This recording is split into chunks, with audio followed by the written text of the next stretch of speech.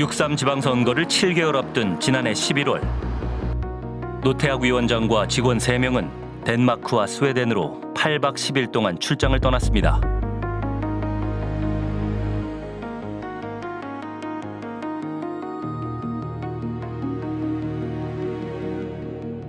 그런데 출장 사진을 살펴보니 노 위원장 옆에 한 여성이 계속 함께 있습니다.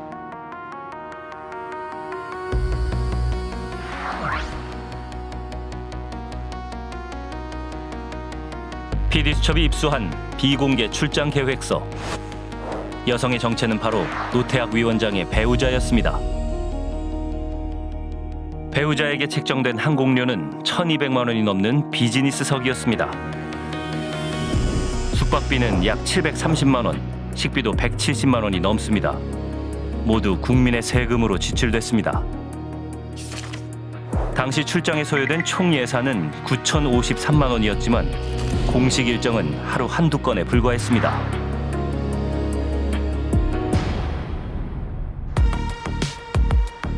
(2024년 11월엔) 독일과 북유럽 에스토니아를 방문했습니다. 이 일정 역시 배우자가 함께한 부부 동반이었습니다. 1,900만 원에 달하는 항공료를 포함한 7박 9일간의 총 예산은 7,190만 원. 여기에는 연회비와 선물비 550만 원도 포함돼 있었습니다. 2022년 호주와 뉴질랜드까지 재임 기간 3차례의 해외 출장 모두 배우자가 동행했습니다. 위원장 배우자 출장 동행 왕복 비행기표 1,200만 원. 이런 비용은 아끼지 않으면서 투표용지 비용이 과연 아껴야 할 예산입니까? 대체 선거관리위원회가 무엇을 위한 기관입니까? 증인의 배우자가 어떤 선거 관련돼서 무슨 전문성이 있습니까? 그런 건 없습니다. 하여튼 지금의 관점에서 이렇게 보면은 국민들이 부적절하다고 지적하신 부분은 충분히 받아들이겠습니다. 다만 이제 그 일정의 과정에 관해서는 저게 이제 호주와 뉴질랜드 부분은 사실은 뉴질랜드 부분에 대해서는 여성 참정권이 제일 세계 최초로 그 도입이 되었고 그 다음에 그런 말씀하실 거면 됐습니다. 잠깐만요. 과연 위원장만의 문제일까? PD수첩은 선관위 홈페이지를 통해 직원들의 국외 출장 현황을 살펴봤습니다.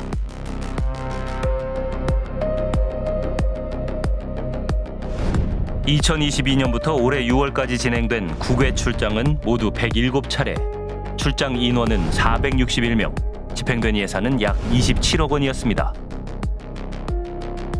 출장지에는 대표적인 휴양지들도 다수 포함되어 있었는데요.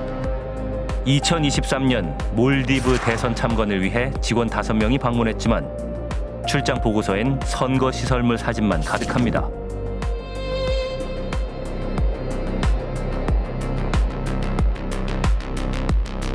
(22대) 총선을 앞두고는 재외선거 점검을 위해 직원 5명이 태국과 코타키나발루로 떠났습니다. 그해 코타키나발루에는 재외선거 투표소가 새로 설치될 예정이었습니다. 과연 점검은 제대로 이뤄졌을까? PD수첩이 직접 현장을 찾아가 봤습니다.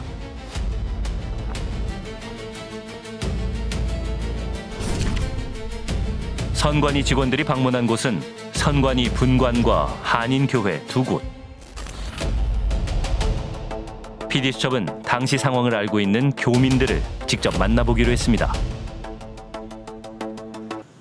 또 다른 관계자 역시 출장의 목적을 이해하기 어려웠다고 말합니다. 근데 한편으로는 그냥 뭐 이렇게 보고서라도 쓰려고 하신 것 같기도 하고. 근데 왜냐하면은 뭐 3, 4시, 5시 좀 저녁 시간 좀 전에 오셔서 그렇게 좀 짧게 나누고 바로 이동해서 그냥 식사를 하고 그리고 끝났던 것 같아요. 그래서 제가 영사님께 그냥 이런 걸 여기까지 오셨나 봐요. 그냥 약간 이런 식으로 멘트를 주고받았던 기억이 좀 안타까운 열쇠가 나가는 건가 약간 이런 생각이 살짝 들기도 했죠. 그냥 진짜 의례적 방문이었다. 지난해 선관위 직원들의 출장지에는 독일도 포함되어 있었습니다. 독일 베를린은 지난 2021년 투표용지 부족과 잘못된 투표용지 배부 때문에 수천 명이 투표권을 제대로 행사하지 못했고 결국 일부 재선거를 치른 바 있습니다. 출장 목적 역시 독일 선거의 관리 부실 사례 연구.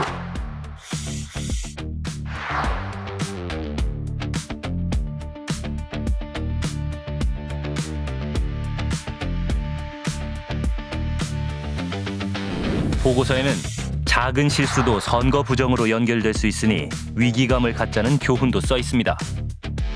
이 독일 출장이 베를린에서 발생했던 투표용지 부족과 재선거 상황을 살펴보고 제도 개선책을 마련하기 위해서 선관위 직원들이 독일에 출장을 갔다 왔는데 불과 한 6, 7달 만에 한국에서 똑같은 문제가 그대로 발생을 한 거죠.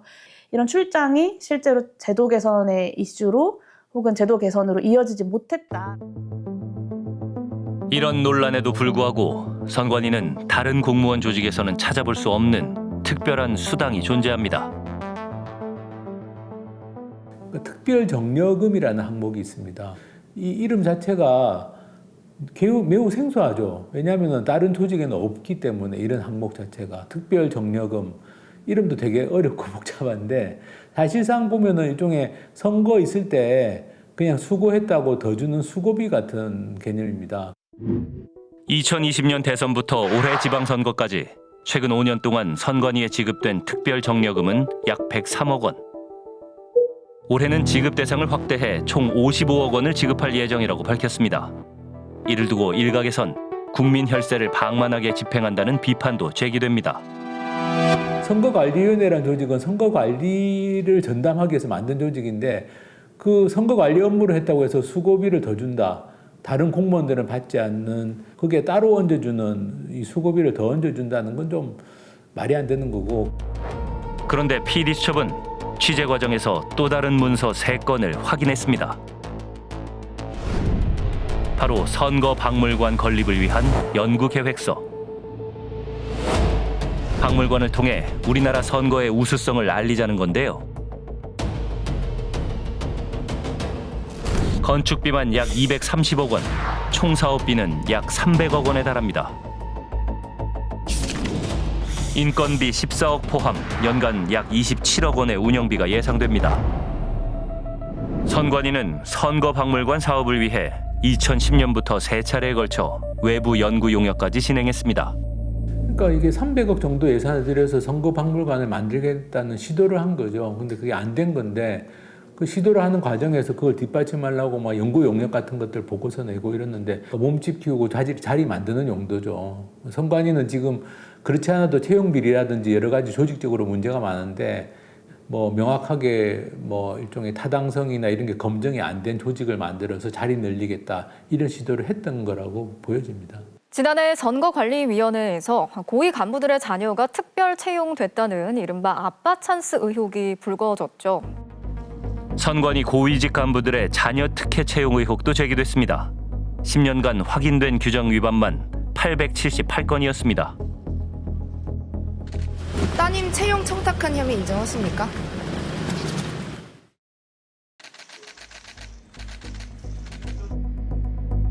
차관급인 송봉섭 전 사무처장.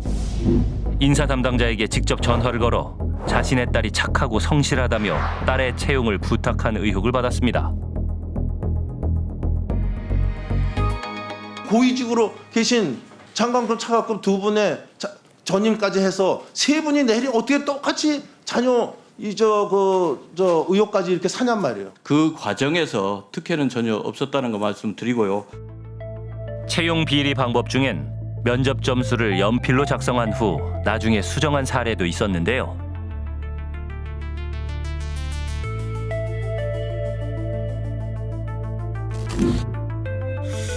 2024년 감사원은 전현직 직원 27명에 대해 대검찰청에 수사를 요청했습니다. 그중에는 장관급인 김세환 전 사무총장 아들에 대한 특혜 의혹도 포함돼 있었습니다.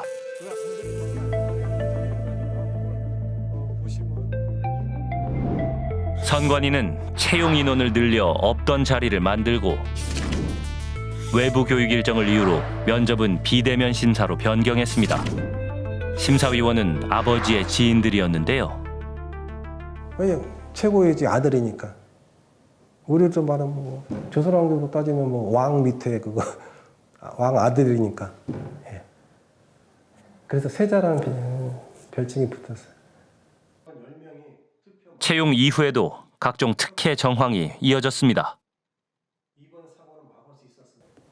원래 그 지역에 관사가 없었어요. 그 지역은 그쪽이 자기가 사는 연고지가 아니니까 뭐 관사가 필요했나 보죠. 근데 업동 관사를 추가를 해준 거예요. 일단 업동 관사, 남들은 관사가 없어가지고 내 삽이 들어가지고 월세나 전세 살고 있는데 그 관사, 업동 관사 해줬고, 그리고 그 친구가 외국 나갈 때 그 있어요. 어느 정도 경력이 있고 뭐가 있고 외국 나갈 때 뭐 연수 기회 있을 때. 근데 이 친구는 그게 대상자가 아닌데 같이 갔다 이거예요. 세자로 아드님이 세자도 불리셨던데 모든 특혜 지원 직접 지시하신 건가요? 컴퓨터 기록 삭제는 왜 하셨나요? 김세환 전 사무총장은 현재 부정 채용 청탁 혐의 등으로 재판을 받고 있습니다. 일단 선관위를 둘러싼 가장 큰 문제는 투명하지 않다라고 하는 것 같아요. 이번 기회에 그 뭐 헌법에 명시된 그런 기관으로서 국민적인 신뢰를 얻기 위해서는 투명한 조직으로 거듭나야 될 것이고, 국민들의 높아진 그 민주주의에 대한 기대, 기준, 요구 이런 것에 발맞춰서 다시 태어나는 그런 계기를 갖지 않으면은 앞으로 좀 우리 민주주의가 좀 어려움에 처할 수 있다. 이승만 정부의 3.15 부정선거라는 뼈아픈 과거, 그리고 수많은 희생 끝에 민주주의를 지켜낸 4.19 혁명. 선거관리위원회는 그 역사적 교훈 위에서 탄생했습니다. 4.19 혁명의 후속 수습 차원으로서 선거 관리를 독립적으로 관리해야 된다. 특히 행정부가 직접 관여하면 안 된다라는 게 기본적인 원칙이었어요. 근데 그게 이제 제대로 안 되니까 민주화 이후에 이걸 좀 제대로 하자라는 물결이 다시 일었기 때문에 중앙선거관리위원회가 현재 우리가 잘 알고 있는 독립기관이자 헌법기관으로 세팅이 돼서 운영이 된 거고요. 그러나 60년이 넘은 지금의 선관위는 외부 감시와 견제를 받지 않아 사실상 통제의 사각지대에 놓여 있다는 비판이 나옵니다. 선거관리위원회 직원들의 자녀 특혜 채용 의혹에 감사원이 감사에 착수하겠다고 했는데 선관위가 이를 받아들이지 않겠다고 밝혔습니다. 독립성 훼손이 우려된다며 감사원 감사를 거부한 건데요. 이런 폐쇄적인 구조 속에서 각종 비리와 방만한 경영이 계속됐다는 지적이 있습니다. 조직이 전체적으로 지금 자기들이 무슨 짓을 하는지를 모르고 한 거예요. 제가 보니까. 그거는 뭐냐면은 자정작용 제로. 그다음에 외부의 견제나 감시로부터도 제로. 이런 상황이다 보니까 우리나라 선거관리에 대한 전면 재설계를 하지 않으면 이제는 시민들이 신뢰하지 않을 겁니다. 이 정도 사건이 났기 때문에. 대의제 민주주의 국가에서 최고의 핵심적인 절차가 선거 아닙니까? 근데 이런 핵심적인 절차를 관리하는 공공조직이 이렇게 엉터리로 운영되고 있고 이렇게 무책임하고다라는 점에서 저는 이번 일을 계기로 확실하게 선거관리위원회는 혁신하고 개혁해야 되고 국민 세금으로 운영되거나 공적 자금으로 운영되는데 과연 자기 역할들을 제대로 하고 있는지를 좀 점검해야 될 시점이 아닌가 싶습니다. PD수첩은 이 모든 의혹에 대한 선관위의 입장을 물었습니다.